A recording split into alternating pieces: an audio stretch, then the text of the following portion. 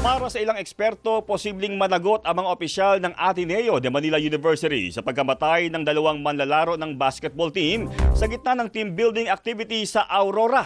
Paliwanag sa DZMM ng Sports Law Professor na si Attorney Alberto Agra, pwedeng managot ang paaralan at coaching staff sa pamagitan ng danyos o pagkakakulong, lalo na kung sila ang nangasiwa sa aktibidad.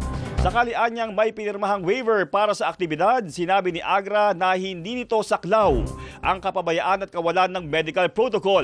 Nakukulangan din ng eksperto sa umiiral na batas sa student protection dahil hindi anya nakapaloob dito ang safe sports. Yes, might have a liability dahil number one, sanctioned siya. At number two, meron ba siyang ginawang mga safety protocols? Meron ba siyang polisiya tungkol dito? Pwede ba sanang naiwasan? Pwedeng magkaroon ng liability, number one, ang school. Pwedeng magkaroon ng liability, pangalawa, ang coaches.